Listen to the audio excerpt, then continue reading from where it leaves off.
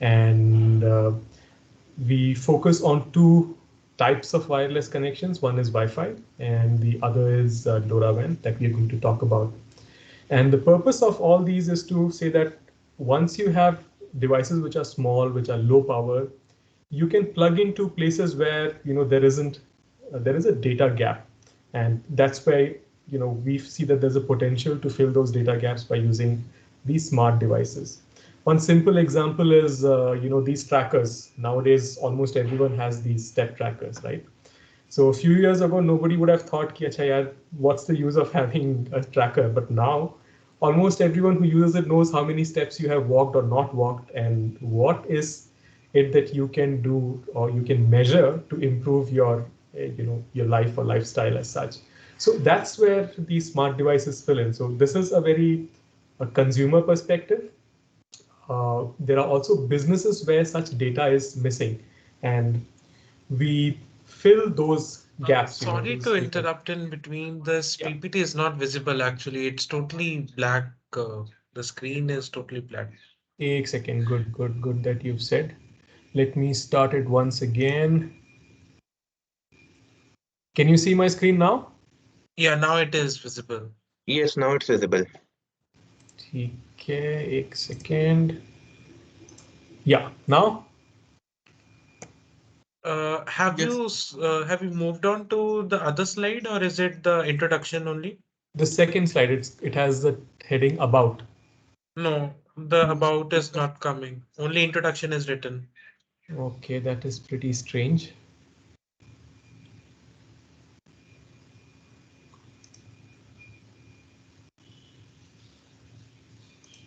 I guess when you move to the slideshow, it shows only the main slide. It is not moving on to. But if you just minimize it and keep on switching to the other slides, it won't. Yeah, Can you now see it now? is. Now it is visible. Okay, cool. ठीक है. So let me know if you face any of these issues again. I'll stop immediately. Okay, sure. Thank you. Okay, and the other thing is, if you get bored or if you think that it is going over your head, again, please feel free to interrupt me so that we'll either make it more peppy or make it more relevant to you guys. So you need to give me that feedbacks for me to be able to adjust accordingly. Fine. Yes. Yes, sir. Okay, cool. So that's about us, and it's a general kind of a picture and overview about any system. So it's the black box thing, right? So you have some input, some processing, and where the IoT system is different from a regular a simple sensor is that it is connected to the internet, and because it's connected to the internet, it is able to transmit that data in real time or near real time, and therefore you're able to use the processing power and the capability of internet, the server cloud, and end user devices like your mobile phone to have a much richer experience with the same sensor thing. So when you talk about internet of things, you're talking about sensor devices which are electronic, which do this processing, but are connected to the internet via some form or the other, right? And there are many different ways of connecting to the internet, and that's what we will talk about in this slide today. And a simple example is you would have experienced these connected lights, where I can use a button on my phone to turn on or turn off the light, or to know the status keyword, is the light on or is it off? So that's essentially the IoT system in brief. And we are going to talk about how do we get the data out from these nodes onto the internet so that it becomes useful for us.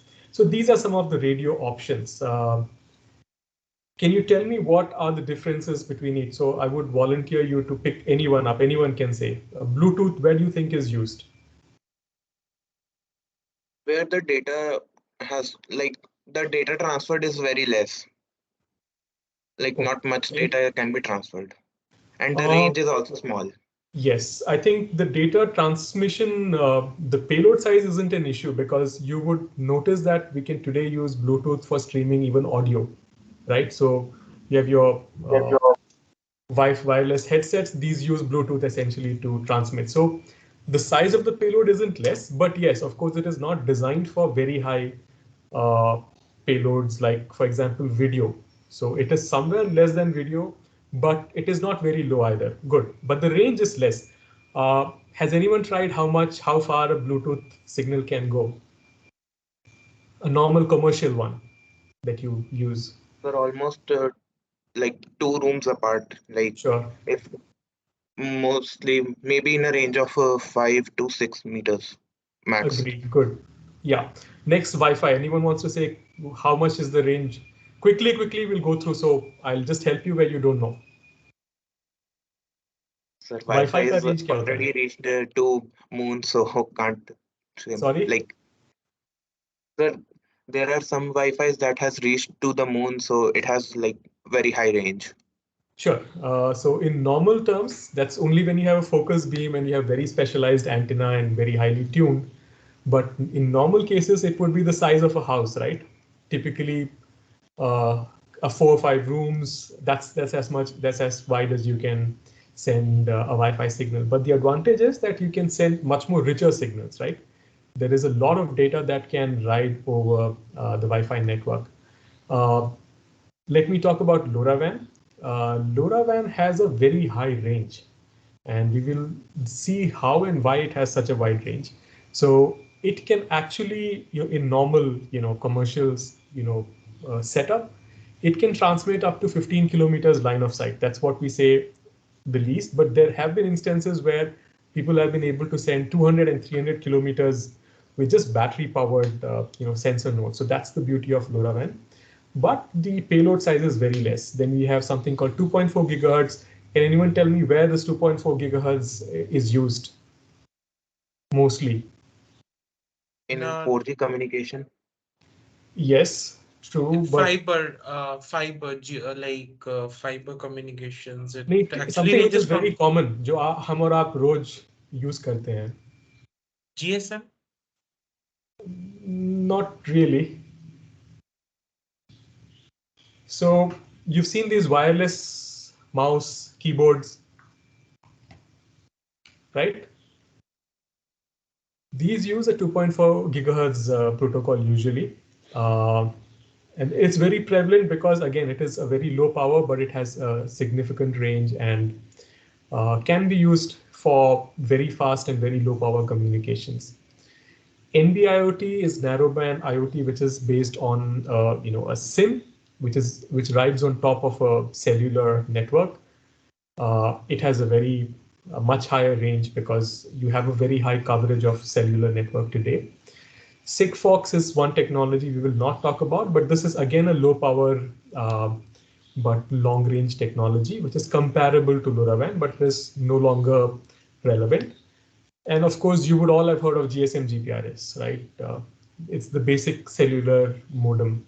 So we are many generations ahead of these basic ways of transmitting through the cellular network, but it's still, so there are many places of the world where still 2G networks and 3G networks are used to transmit data from your end devices. And one good example is I don't know if you guys have experienced these bike sharing companies. Some of them use uh, bikes and scooters that you can book from your app. And here in Bangalore, you have places where you can go and use your phone to unlock and then drive. So they do communicate using Bluetooth, and some of them do use these GSM GPRS to transmit their positions or their metrics to their backend server. So these are the radio options that we have. But there is a fundamental difference in the way the internet for these things and the internet that is officially used by people like us is different. So this is a very old chart. This shows what is the kind of traffic that flows through the internet in every minute, right? So it's just mind-boggling. So these are some of the numbers. This is 2019. I'm sure it would be much more today. So that's the huge amount of data, because we humans are very fond of speaking about seeing each other's faces, watching videos, and talking, because that's human nature. But these devices, these smart devices, they just have to say 33 degrees centigrade. That's all that this temperature sensor has to say. It doesn't need to speak a lot. but it needs to still use the internet. But that's essentially a a fundamental difference with most sensor devices. But there are some exceptions. So there are things like I'm sure you guys have uh, F1 racing or any other form of racing today. It connects a huge amount of uh, data which tracks different things about the vehicle, its temperature, wheel temperature. There are thousands of data points that are collected every second.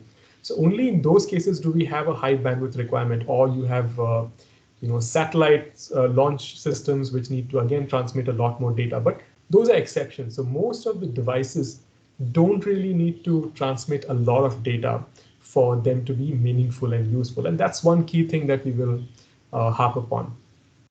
The other important thing that we need to remember is that when we talk about end nodes, right, some of them would be in a very remote place. For example, we are working on in a project where in Australia, apparently the farms are 500 acres wide, and they have water tanks that are spread across a very large region. And those are places which they're not really easy to go and travel because there are no roads, and they use a 4x4 to go and check if there is some issue with the water tank. So we give a sensor which can be fit onto their water tanks, and it will tell the water level periodically. And those are powered by two AA batteries, and those two batteries are supposed to last them at least 2 or 3 years. So when you need to transmit data from remote locations where you may or may not have access to a line, or a 12-volt supply, or sometimes even solar may not be available because you may not have sunlight always, that's when you talk about how do we use a technology which is really battery efficient. Because in a sensor system, after the microcontroller, today the microcontrollers are really optimized in terms of power. You have controllers which use microamps of power, or just a couple of milliamps when they're really active.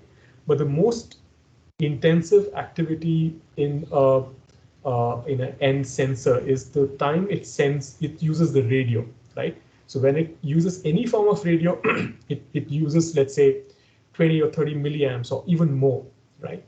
So we need a technology where the use of radio is minimized, and when it is being used, it uses very less power. And that's another important thing that we will talk about.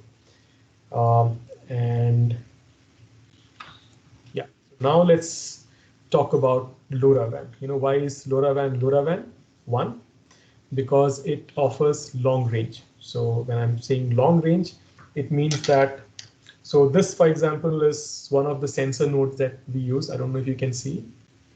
It is this tiny, and it uses two AA batteries.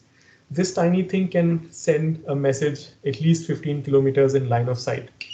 Uh, and we'll talk about, I don't know how many of you are aware of what a link budget is. So 150 dB is a ratio which is like humongous. So you say that you send 1 milliwatt, you have a 1 millionth of it kind of reaching the endpoint, but you still are able to detect it. So that's the long range part. And of course, it's a wide area network because of its coverage. Uh, it uses very low power. It has a very low duty cycle. We'll talk about that later. And it has a very low bandwidth. And that is important because we use a certain part of frequency spectrum that is very, it's not, spectrum is something which is scarce, and we need to optimize its use. And it is important that whatever radio technology we use, it uses as less of the spectrum as possible. And of course, let's come to this final part. It is low throughput. What does it mean? It means that I probably cannot use LoRaWAN to send, stream music, or or watch video, or do internet the way we do it. But it can be used when I just have to use a sensor, where my sensor only sends what is the temperature. For example, this sensor is saying it is 23.8 degrees centigrade here. That's all that it needs to save, right? So when it needs to send very small amounts of data, this is a very useful technology. So there is a difference between LoRaWAN and LoRa. So LoRa is about how this whole signal is modulated, and we will delve deep into how the LoRa modulation happens. While LoRaWAN is a stack above it, what's above. So it is like everything under the application layer, but over the physical layer, which decides how do these, it's a communication protocol stack on top of what is the base stack. So it is, in a way, the lower ones are like TCP/IP, and something LoRaWAN is almost like the internet on top of those base protocols. So we will have a distinction between them, and we will delve deep into the LoRa modulation as well. This is the frequency spectrum. This is a very rough diagram about how it is used, right? And what is important for us to know is that the spectrum is a national, it's like a national asset.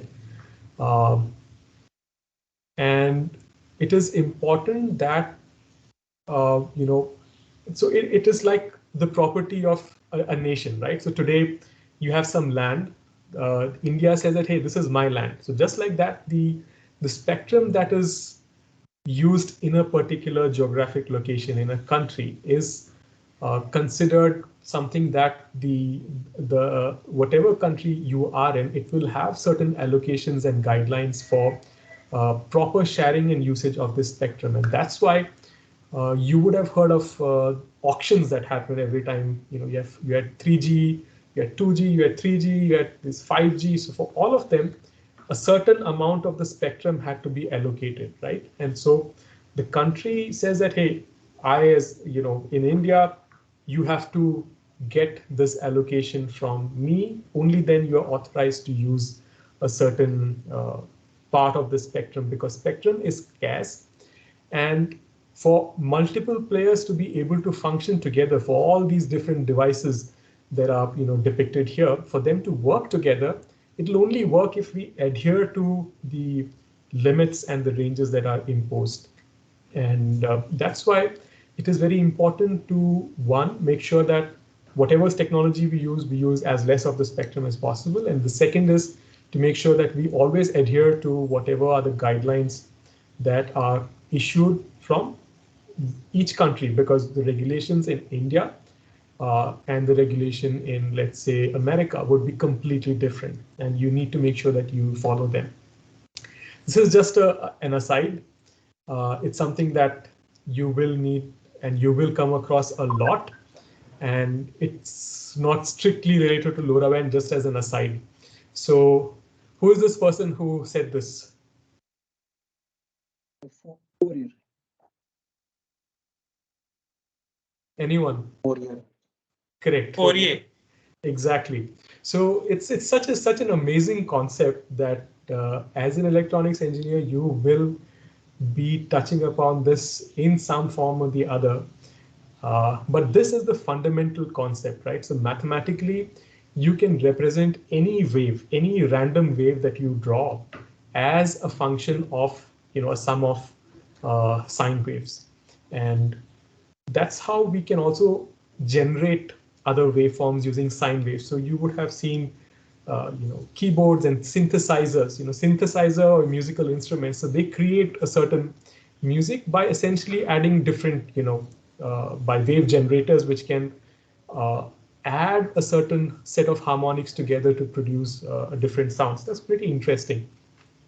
So here's a certain depiction. So if you look at these depictions, and I'm sure this is all available on the internet. So nothing that I'm saying is something that is my knowledge. My purpose is just to spark your interest in things that already exist out on the internet, and you would be better advised to, of course, go and search more about this. So if you look at these waveforms, you see that the number of harmonics that you add. So in the first drawing, you see that there is only the first harmonic. So as you keep on adding the harmonics, and we are trying to emulate a square wave here. So you can see the blue line, which is the square wave. And you see the dotted lines are the sine waves which are components. So when you have only one sine wave, which is the first harmonic, you see that the sine wave is kind of like the square wave, but nowhere close. But the minute you add a second harmonic, it takes a closer form, right? You add the third, it becomes still more like the square form, the square wave. The minute you add n number of harmonics, you can see that when you add, if you do the addition of those, if you superimpose all those sine waves, you will get the square wave that you were trying to get to. And that's essentially what a Fourier transform is. So the reverse also works, right? So when you have a parent wave, you can find its constituent frequencies, so to speak, the dominant frequencies that compose that particular wave. And I'm sure you would learn some form of it either in your college, or you should do it on your own, because it's a very, very interesting concept. This is another example of how a triangle wave is fit. So there's a link that I have shared. You should probably visit that to see how they have a beautiful depiction of how different waves can be simulated using sine waves. It's just a visual representation. It helps us understand this concept a little bit better. All right, now let's talk about narrowband, right? Um, so if you have your radio signal between a certain set of frequencies, the difference between the minimum and the maximum is essentially, the band, which is the band of frequencies that are allowed. And in narrow band, we are talking about this bandwidth being very low. So you're talking about a bandwidth of, let's say, 500 kilohertz maximum, or anything less than that, 125 kilohertz, 250 kilohertz. That's the small range of frequencies that we usually attribute as narrow band. So there are wideband ways of doing things as well, where you have a larger range of frequencies to spread your signal across, and you have a narrow band way where the difference between your minimum and the maximum frequency in your signal is a narrow range. The other concept that we will talk about is called the ISM band. So what is the full form of an ISM band? Does anyone know? Has anyone heard of ISM band before?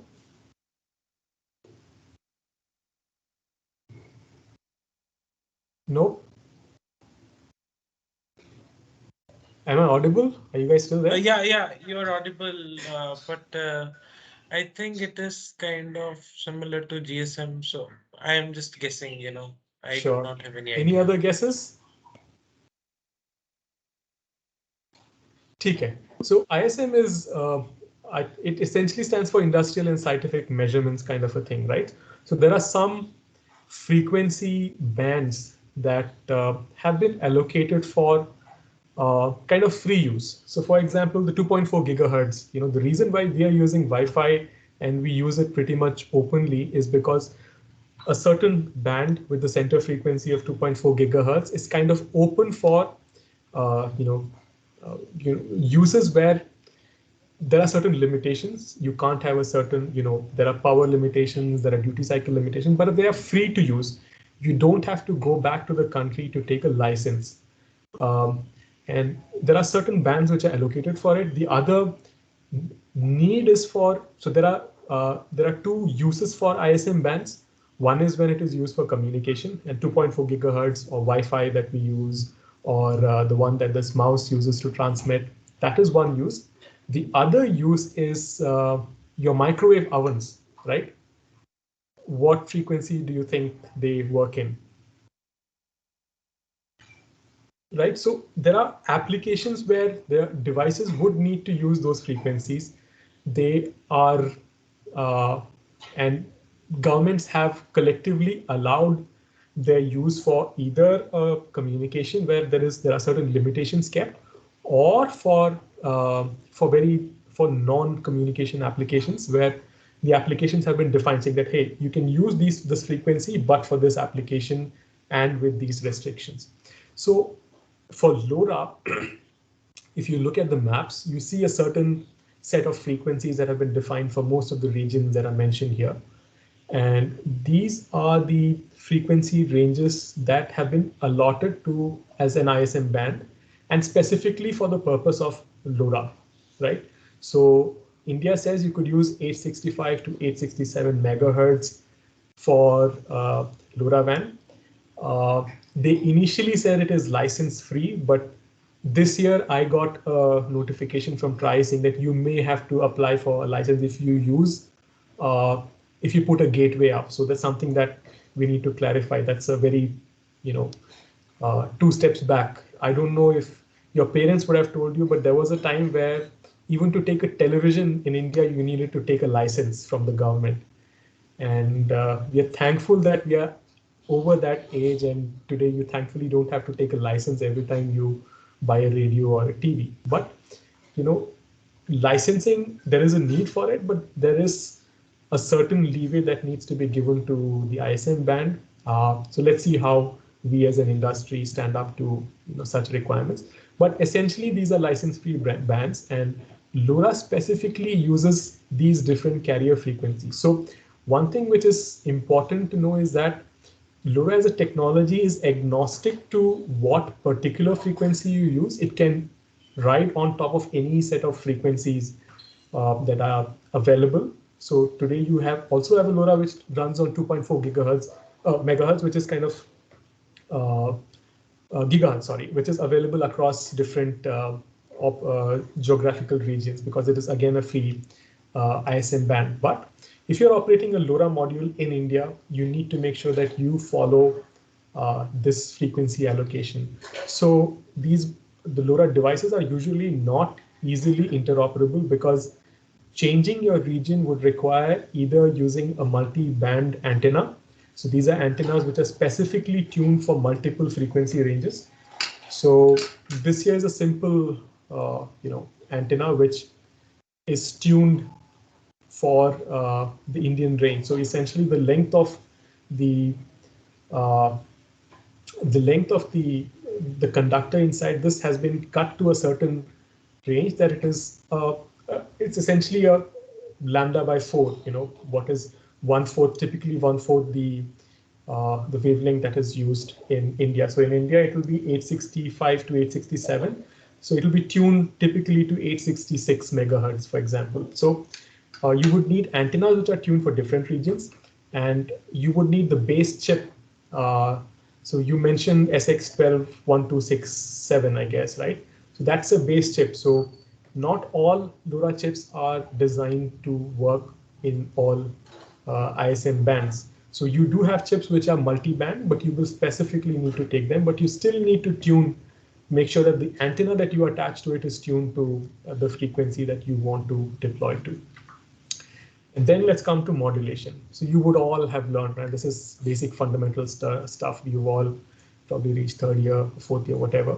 So you know what modulation is. It is about how do you take one signal and wrap that envelope into a carrier signal which is at a much higher frequency. So you use a higher frequency signal to encode, or to imbibe within itself that particular data that you wanted to send. So what you see on the screen is AM, where, as you can see, the amplitude of course changes as per the amplitude of the original signal. And the second is the frequency modulation, where the frequency of the signal changes as per the amplitude of the original signal. So that's the fundamental thing, right? So these are just the fundamentals, so that it will help when we try to understand the way LoRa modulates.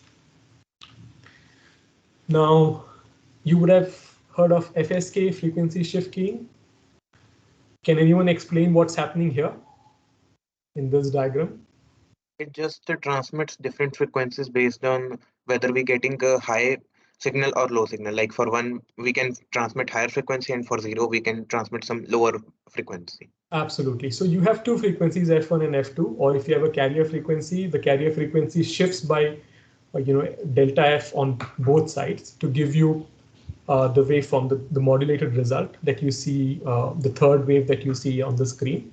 And on the right side is a kind of a waterfall diagram, which is in the frequency domain. It kind of tells you that the frequency is kind of shifting. So it's like what you would see on a spectrum analyzer as that signal comes, right? So this is a very popular form of encoding data because why do you think we use modulation in the first place? To transmit data uh, to long ranges. Correct.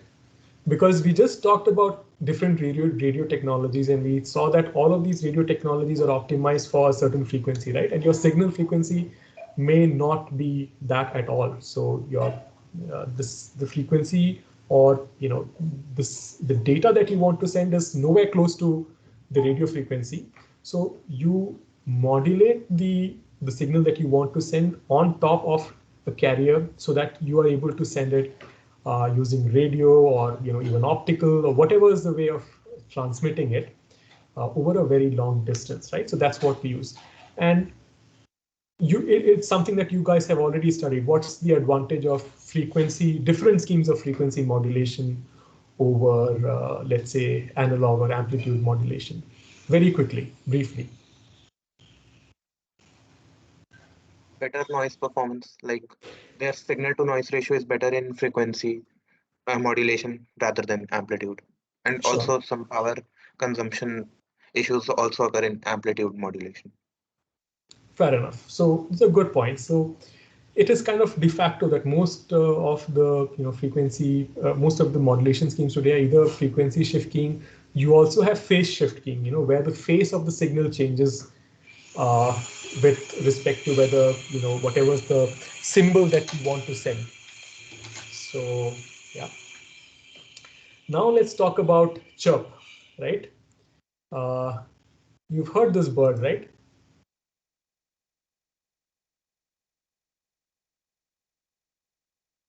Okay. How many of you guys would have tried to emulate its singing, right? The voice was What? not clear, heard, sir, of the PPT. Sorry, you couldn't hear? Yeah, we couldn't hear the voice of the this YouTube video. Oh, okay. I don't know why that is.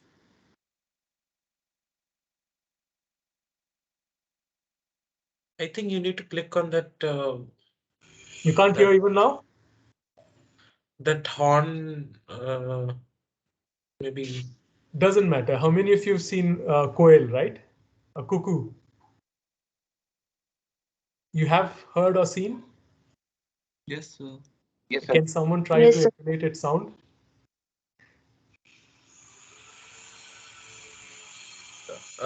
Yeah. So let me try. I think it's coo means Correct. something like So that. you can see that its frequency changes, right, in a very melodious way. So the way the birds sing, its frequencies change. So very few, there are some birds which will just chirp at a particular frequency, but the cuckoo's chirp is pretty interesting because it goes up and down and it increases its frequency note also. So if you go and chase it, you will see that it kind of tries to copy you and it will keep increasing its frequency till it there's some form of communication that they do and it's really beautiful. And so chirp is anywhere where you have a increase or decrease in frequency, right? And uh, one thing that you would notice is that, let's say all of us are talking together, right? All of us are talking together at the same time, and you have this coil making it sound. You will distinctly hear it, correct? There is a certain quality about the change in that frequency that makes it stand out, and that's fundamentally the reason why we use chirp as one particular form of modulation. And let's see if I can play one chirp. So there is a certain website, again I'll share the link with you. Sorry, there's some construction going on close to my house. Are you guys hearing that noise? Yeah. Yes, sir. We are able to. Let me try switching to this.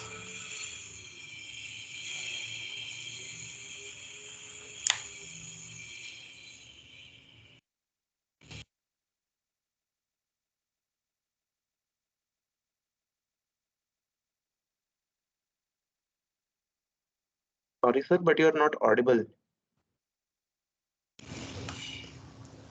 No, doesn't work.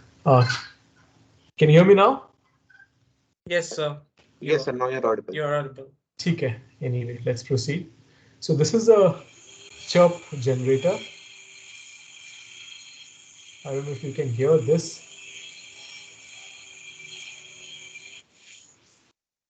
Were you able to hear that? No, sir. It wasn't audible. आपको कोई sound सुनाई नहीं दे रहा है क्या? You are not hearing anything from the. No, sir. No sound. चलो ठीक है, doesn't matter. So you know what the chirp sounds like, right? When your frequency keeps on increasing, it's like a whistle which goes up or down. That's essentially what a chirp is. And when what LoRaWAN does or LoRa does is that it uses chirp to modulate, and it is a spread spectrum technology where it spreads the signal over a range of frequencies to get a lot more immunity to noise, and we will see. One second.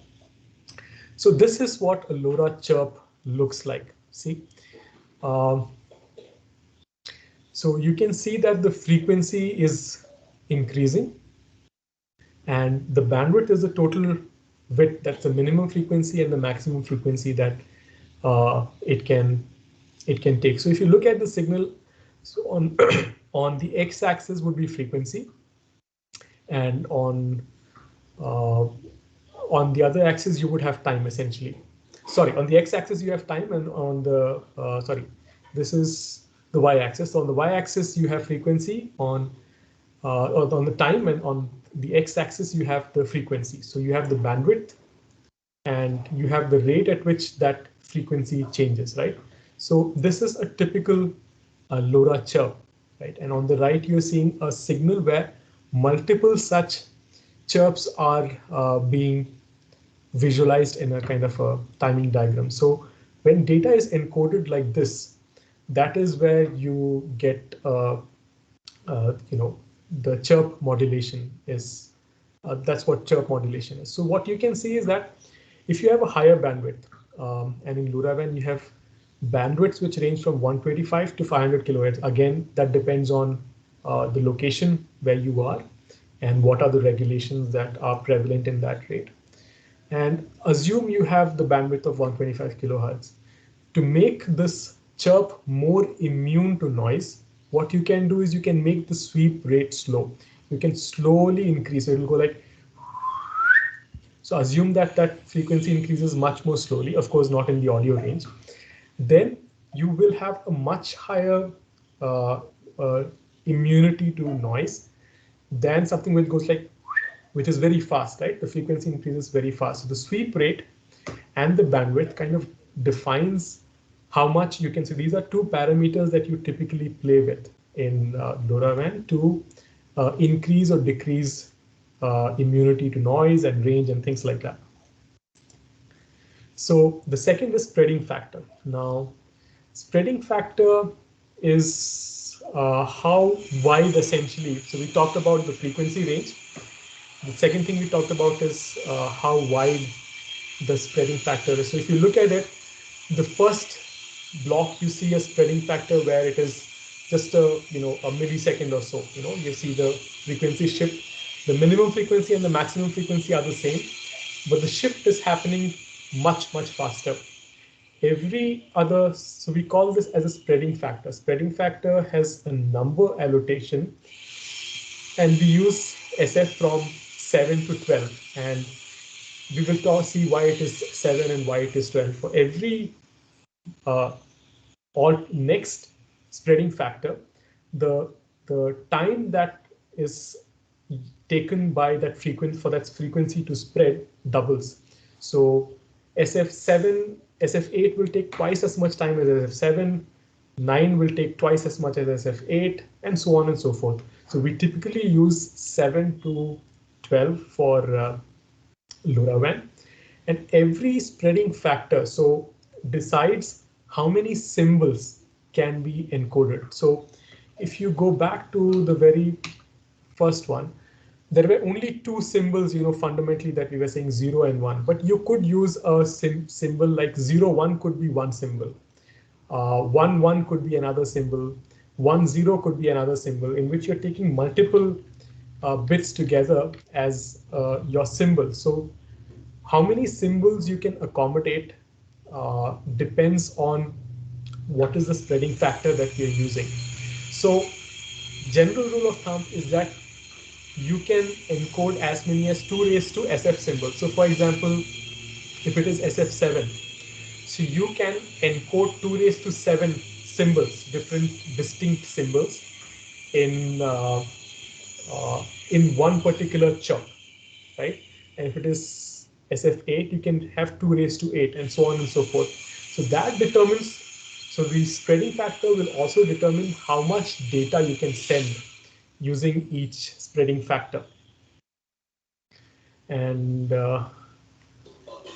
yeah, and as I said, every country has a different frequency band.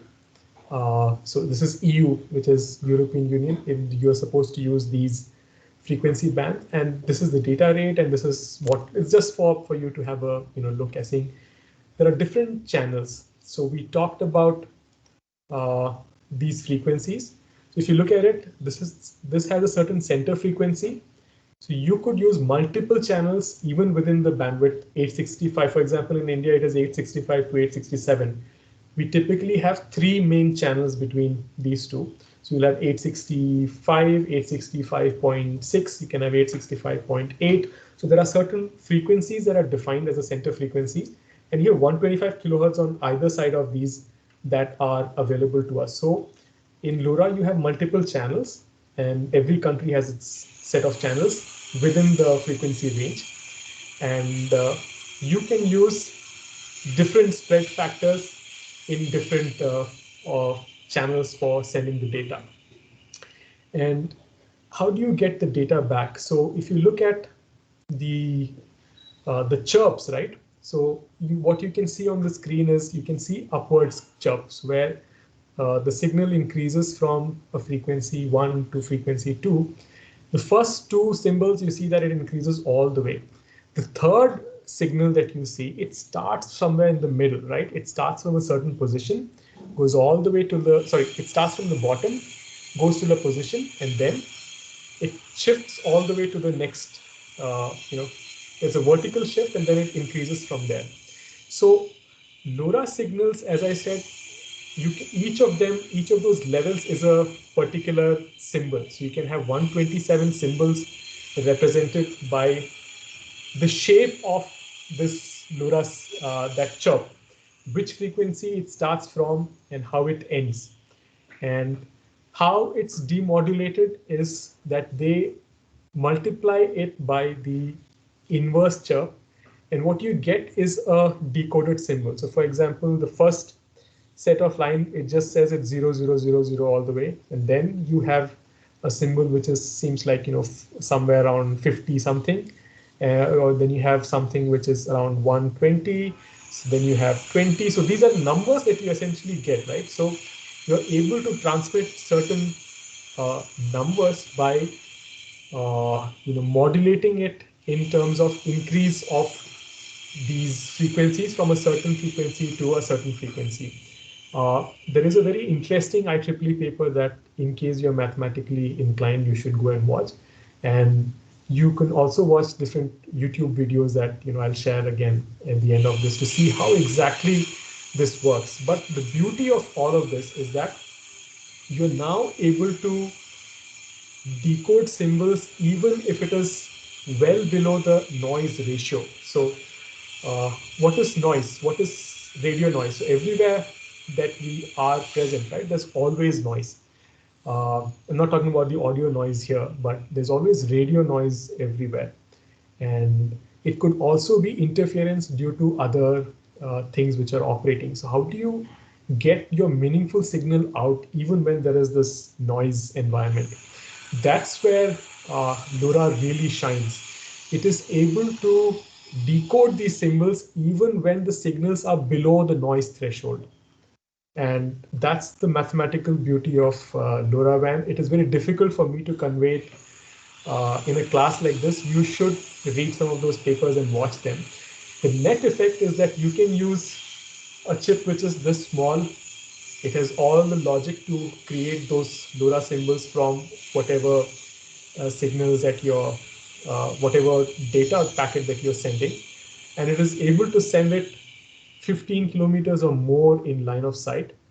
And there are gateways which can decode this and get what data that we were sending, because it understands the chirp frequencies and it understands the exact, the scheme of modulation that is being used in LoRaWAN. So it, as I said, it has a very high link budget. It is very highly tolerant to noise. It is uh, it is able to use a very low power to do this transmission, and it's all because of this innovative way of um, encoding the signal or modulation, which is essentially making everything into a chirp, where a symbol is being converted into a set of frequency increases or decreases, and that is sent over the air in a frequency range which is, according to each country. So that was LoRa. So LoRa talks about everything physical, how the radio waves propagate. Now we're talking about LoRaWAN. So in this network, you see there are N nodes. These are sensors like this. So it could be, a temperature sensor. We could attach a pressure sensor, depth sensor. We can attach different sensors to it, and each of them would transmit the data to what we call as, gateways. The gateway's purpose is to just decode the LoRa packets as they come, and that does the LoRa demodulation that we just saw. And then it is connected through the internet. So just like you have a Wi-Fi router in your home, so imagine that the LoRaWAN gateway does exactly the same function. It uses existing Wi-Fi or 3G or internet to collect the signal from different, it can support thousands of nodes and anything in 15 kilometer range. So suppose I put a LoRaWAN gateway in the center of a city, it can have a 15 kilometer radius and pretty much receive data from multiple sensors which talk the same language, and it's able to send to the network server. And then over from there to the application server, where we can do different processing for the data that we receive. And the whole thing is encrypted end to end. So from the device, the data is encrypted before it is being modulated and sent. So the gateways can't actually see what data is being sent, because it's just completely transparent to it. It just sees the data and it just forwards it basis the device ID as to which network server it belongs to. There are three types of end devices. One is class A, the second is class B, and class C. So class A are nodes like this, where it is battery powered, and because it's battery powered, it sleeps most of the time. So you would have a node which wakes up, let's say once every 20 minutes. It will sense, and it may or may not turn on the radio. If it decides that it needs to send data, it will turn on the radio, send the data. It will just take a couple of milliseconds to do sending, and then it goes back to sleep. So class A devices are designed for send only nodes usually, and uh, it sleeps most of the time. The only time a class A node can receive data is just immediately after sending. It opens up a certain window listening to LoRa signals which may be transmitted from the gateway. If it receives in that receive window, it will get that data. So again, it could be some configuration changes or something that the server wants to send data back. It will do that and again go back to sleep until the device wakes it up. So class A type devices sleep most of the time. It can receive only immediately after sending a packet. Class B are also battery powered. They also wake up frequently, but unlike class A, it opens up its receive window periodically. Let's say every minute it will open up a receive window just to see if it receives a certain preamble in the LoRa format. If it does, it will receive the signal. Otherwise, it will again go back to sleep. So class A, send only, receives only after it sends a data packet. Class B, again, same as class A, but it also has receive windows opening up frequently. Now, class B takes a lot more power than class A, obviously, because it needs to wake up much more frequently to receive the data, right? And so, although it is battery powered, you will have a lot more batteries or much bigger batteries to power them up. Class C is a set of devices which are always on. They are typically used in, let's say, street lighting, where you have a power source, you don't really have to worry about uh, putting a battery in, but you need to use the advantages of LoRa, which is the long range. So if you have automatic street lights which turn on and off from the server, you can instruct it, then they would typically use class C because they already have the powers. These are the types of end device. And here we're talking about LoRaWAN, which is a stack on top of the physical LoRa layer. To get started, you have the final layer is the application layer, a place where all this data is received and it gets decoded and then we can use it. So there are different server technologies that do this network server and the application server part so that you can then build applications on top of it. A popular one is called the Things Network.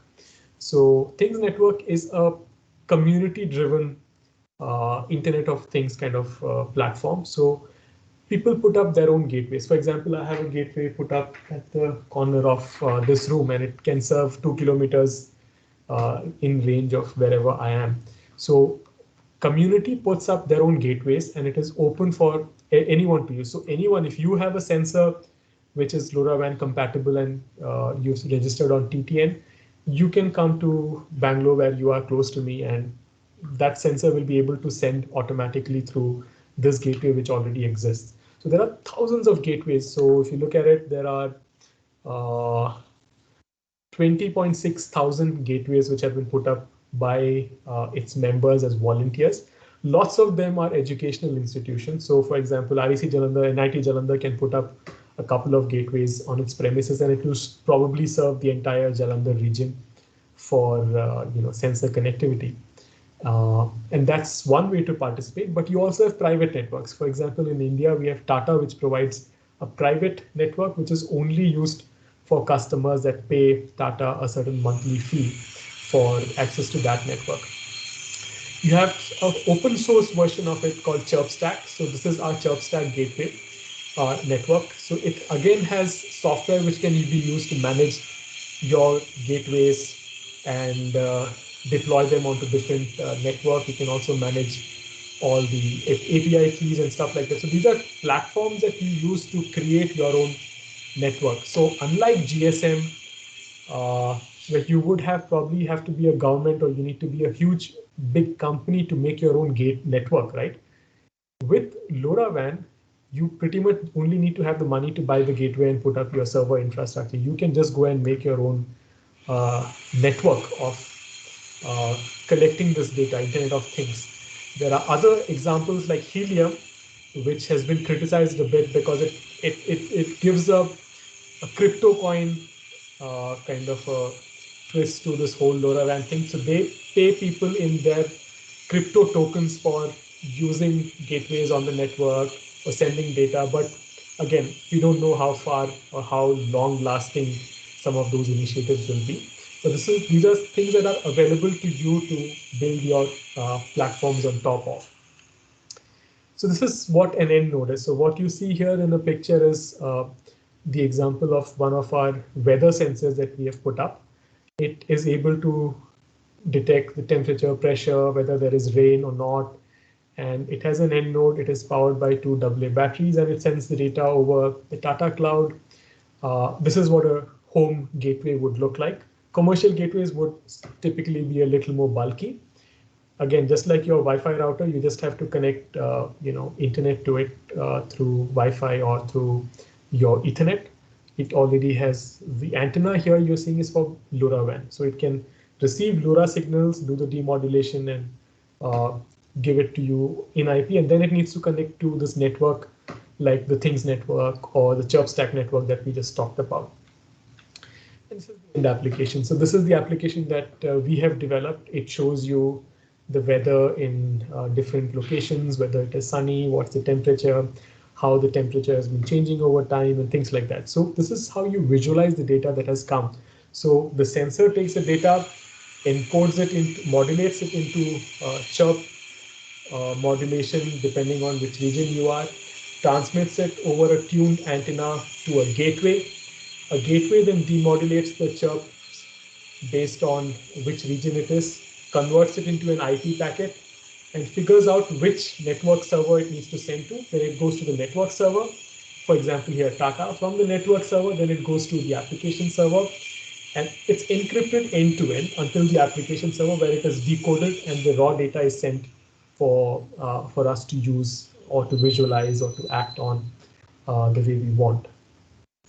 And one final thing in this whole thing is that I talked about keys. So what it does is that every device is shipped with a key, which we call as the app key.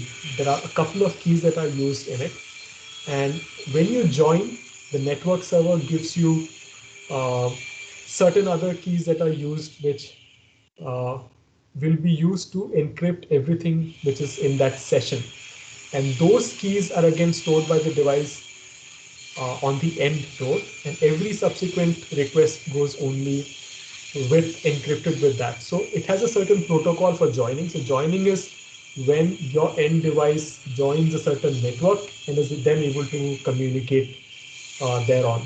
You have something called ABP, activation by personalization, where you pre-share the key so that this joining process is avoided, but that is not recommended.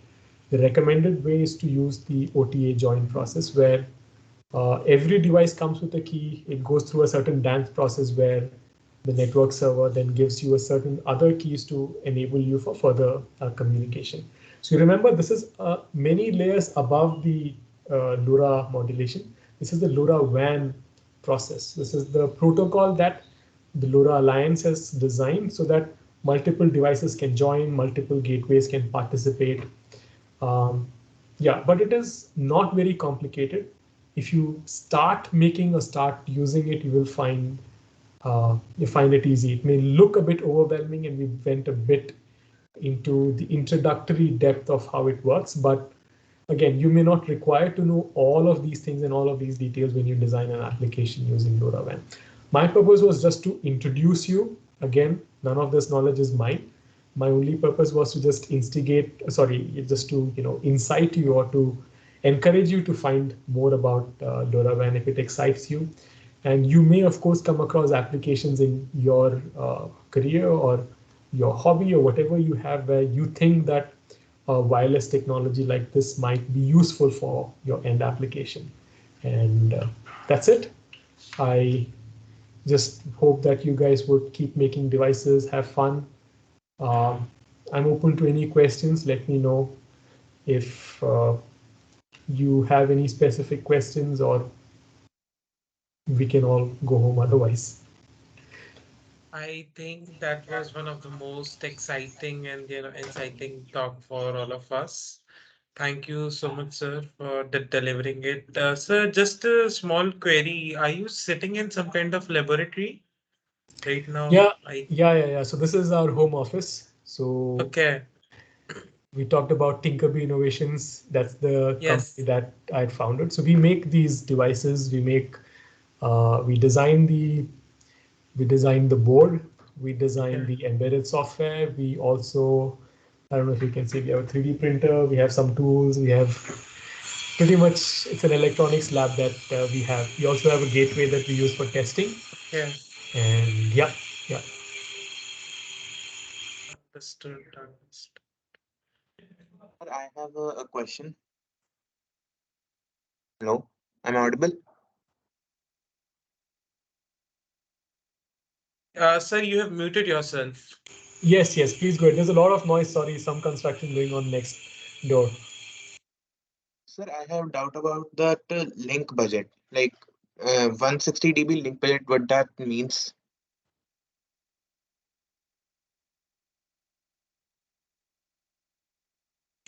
So when you have a radio device, right? So this is able to generate a radio signal from here, and it gets coupled to the antenna using a certain connector, right?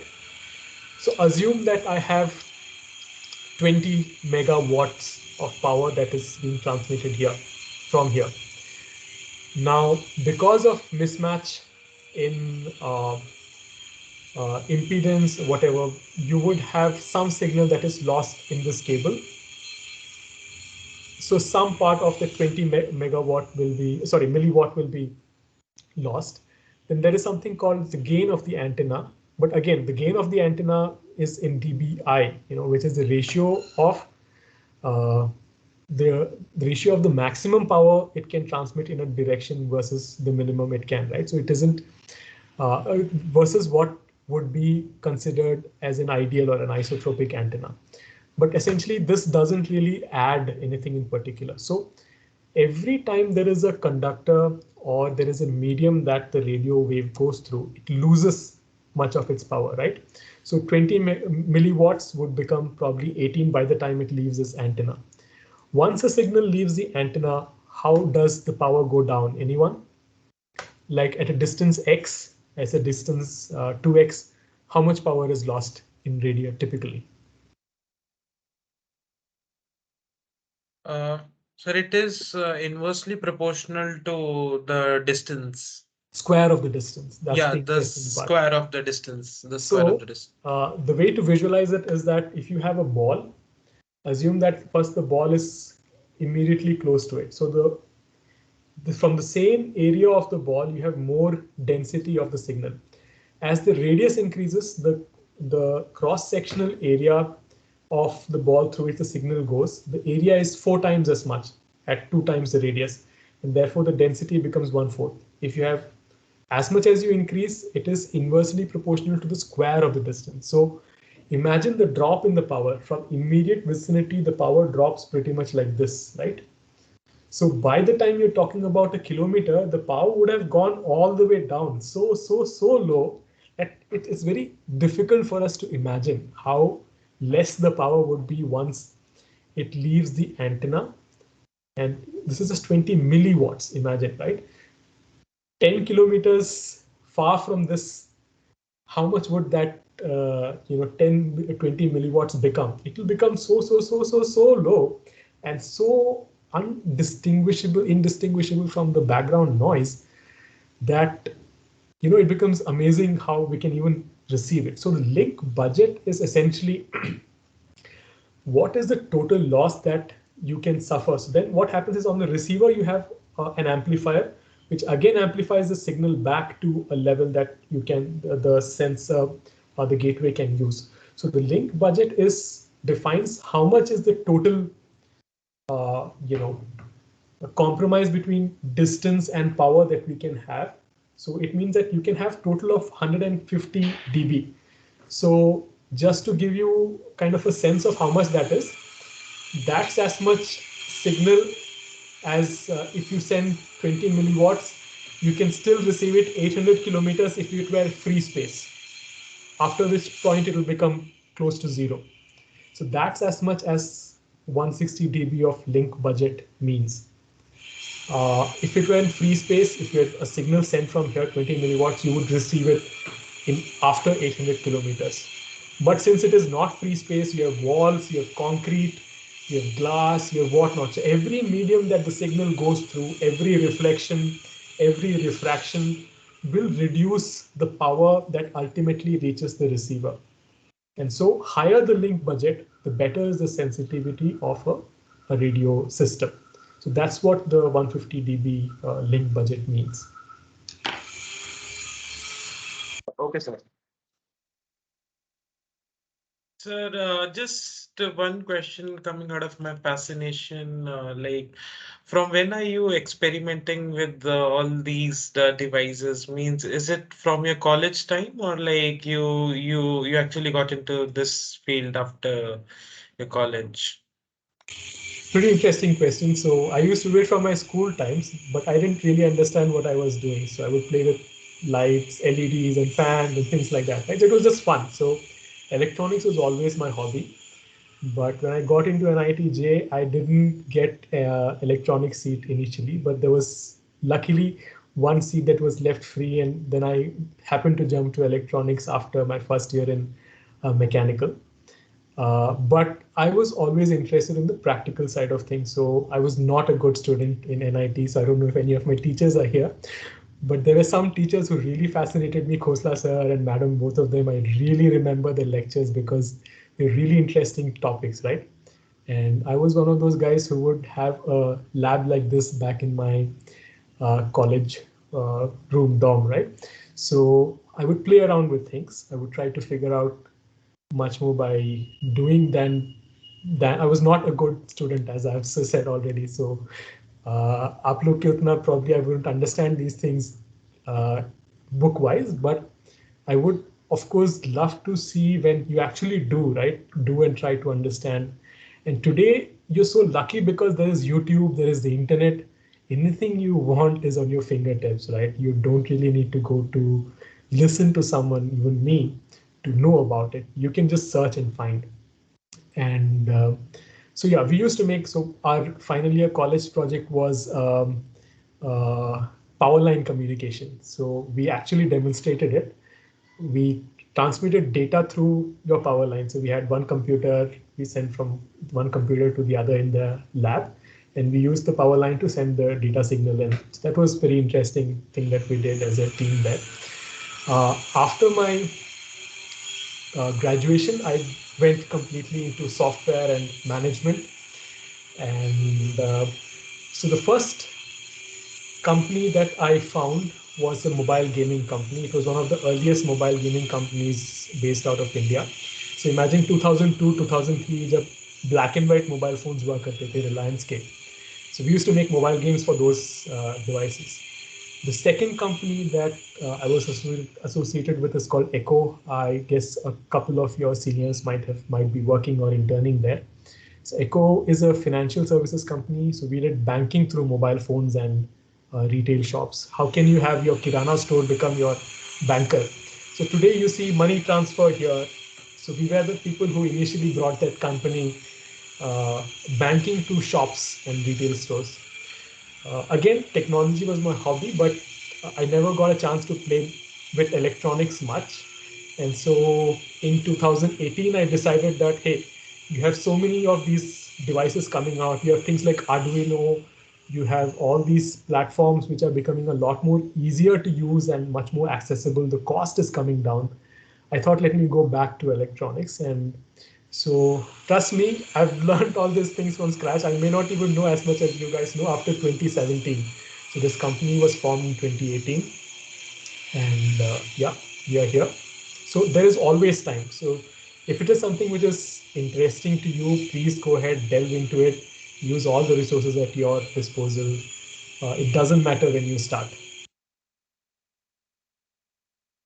So any quick tips for all of us to actually get mastered into this field of embedded systems and whatever you do? Because I think people are, getting very less oriented towards this field of IoT and whatever we do in electronics, and that's majorly because of the, what we say, this inclination of the job market and all. But as the market positioning is also changing, right? So how can a person get prepared for this field of embedded systems and all IoT, what we do in electronics? See, a simple answer is go and buy yourself a development board. It doesn't cost 200, 300 rupees se zyada nahi. You can do Arduino. If you want wireless, you have something called ESP8285. Just search for ESP8285. There are lots of electronic shops, right? 8286. If you search for it, you'll get a development board. You get something called Node MCU, VMOS. These are very cheap ones. 200-300 रुपए में आपको एक device मिलेगा जो आप USB से connect करके you can connect to your laptop. Open up Arduino, go Google how do I program ESP8286. You will get a bunch of stuff. Arduino comes with its own sample code. See how you can use this small thing to communicate over Wi-Fi, create very interesting things. If you see any problem, another way is to say that, hey, here is a problem that I have in my life or in my community, and this is probably how I can solve it. So for example, um, let me just throw a very wild one. Let's say some of you have farming background, right? You want to know what's the soil quality and you want to help your parents or someone, but you don't want to go and keep putting a soil moisture sensor and keep manual reading. Make something which you can put there and leave, and it will relay the data back.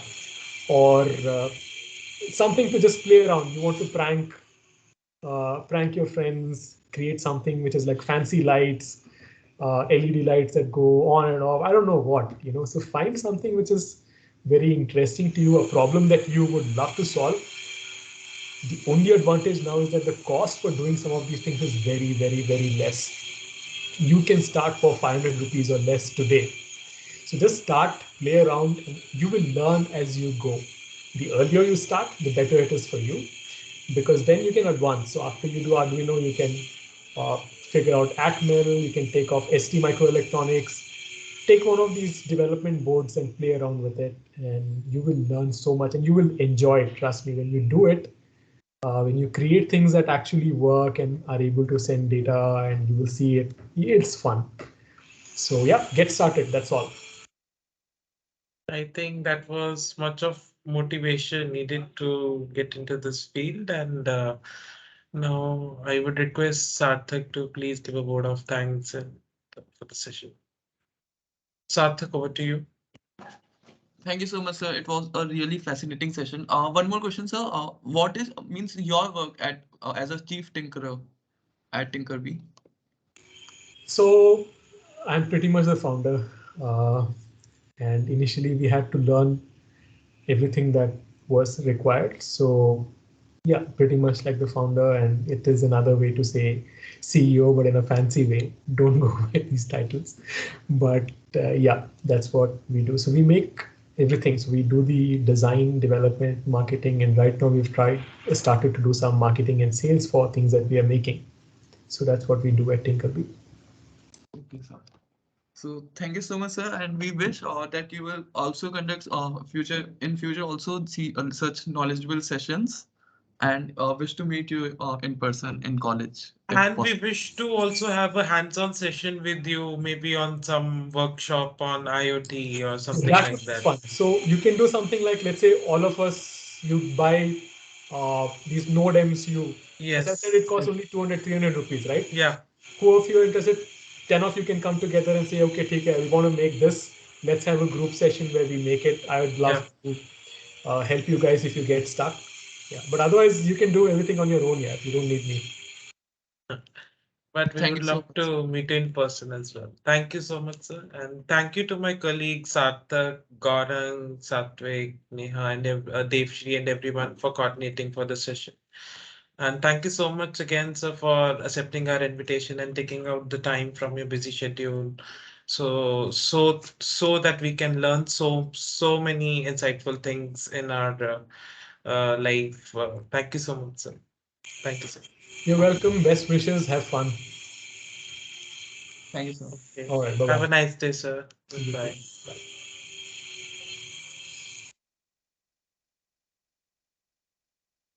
Sarthak, please stop the recording and take attendance.